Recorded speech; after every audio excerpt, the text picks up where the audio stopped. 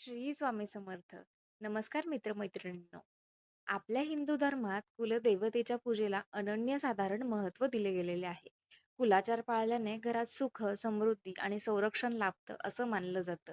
पण आजच्या धावपळीच्या जगात आपण अनेकदा ही सेवा विसरतो किंवा आपल्याला कशी करावी हीच माहिती नसते. आजच्या या व्हिडिओमध्ये आपण पाहणार आहोत की तुम्ही सुद्धा तुमच्या कुलदेवतेची नित्यसेवा कशी करू शकता आणि त्याचे तुम्हाला काय फायदे होऊ शकतात. चला तर मग व्हिडिओला सुरुवात करूया. कुलदेवी ही आपल्या कुळाची रक्षणकर्ती असते असं मानलं जातं. जेव्हा आपण आपल्या कुलदेवीची मनापासून सेवा करतो, तेव्हा घरातील नकारात्मक ऊर्जा दूर होत असते आणि मुलाबाळांची प्रगती होत असते. जर तुमच्या कामात सतत अडथळे येत असतील, तर कदाचित तुमच्याकडून कुलदेवतेची सेवा राहून गेलेली असेल. आता पाहूया रोजच्या जीवनात आपण ही सेवा कशी करू शकतो. तर याच्यामध्ये मी तुम्हाला टोटल 5 पायऱ्या सांगते. त्याच्यानुसार तुम्ही सुद्धा कुलदैवतेची सहजपणे सेवा करू शकता.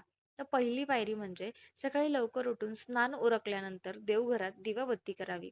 दुसरी पायरी, आपल्या कुलदेवतेच्या फोटोला किंवा मूर्तीला नमस्कार करा. शक्य असल्यास दररोज देवीला कुंकुमार्चन करावं. तिसरी पायरी म्हणजे किमान 108 वेळा ओम कुलदैवताय नमः या मंत्राचा जप करावा. चौथी पायरी, जर वेळ असेल तर दररोज श्रीसुक्त किंवा महालक्ष्मी अष्टकमचे पठण करावे. हे अत्यंत प्रभावशाली मानले जाते.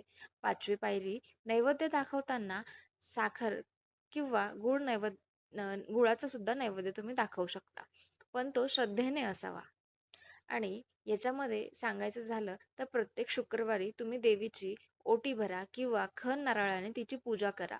वर्षातून एकदा तरी आपल्या कुलदेवतेच्या मूळस्थानी जाऊन तिचं दर्शन घ्या. घराच्या मुख्य दरवाजावर तोरण लावावं, जेणेकरून देवीचं आगमन हे सुसहाय्यपणे होईल.